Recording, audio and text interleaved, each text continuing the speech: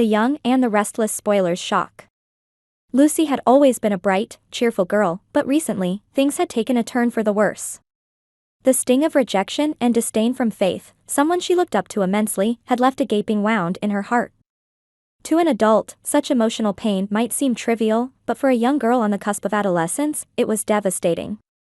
The overwhelming feelings of worthlessness and sadness drove Lucy to contemplate a drastic measure to numb her pain. She thought about drinking alcohol, something she had never done before.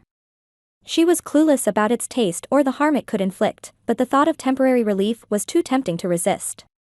With a heavy heart and shaky hands, Lucy snuck into her father's study and stole a bottle of whiskey. The bottle felt cold and foreign in her grasp as she clutched it tightly and ran to the park.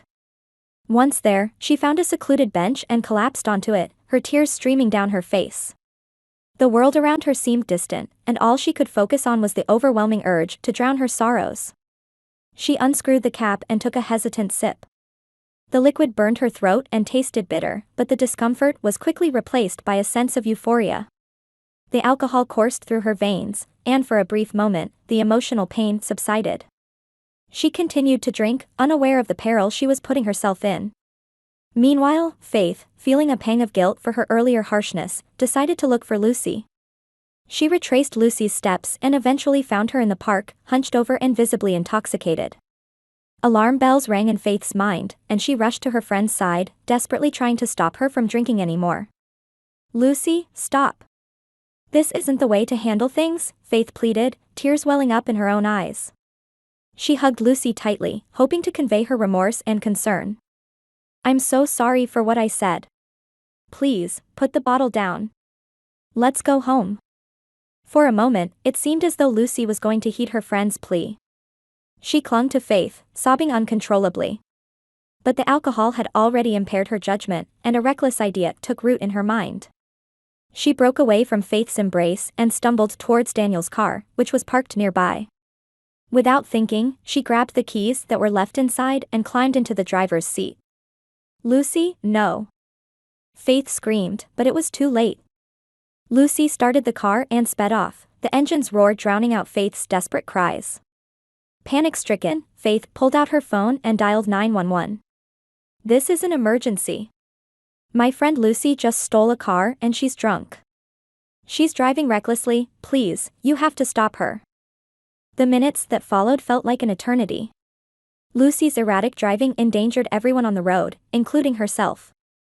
She weaved in and out of lanes, her vision blurred and her reflexes slow.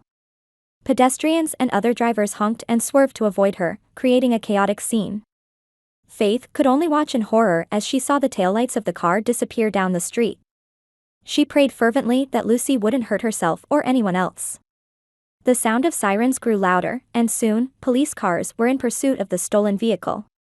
As the police closed in, Lucy's grip on reality started to slip.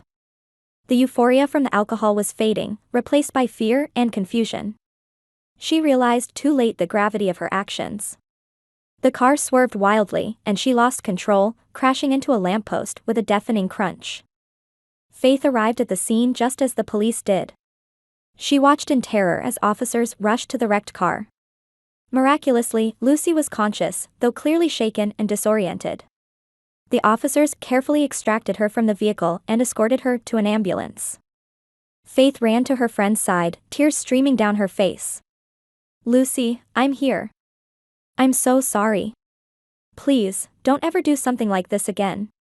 Lucy, her eyes filled with tears and regret, nodded weakly. "I'm sorry, Faith.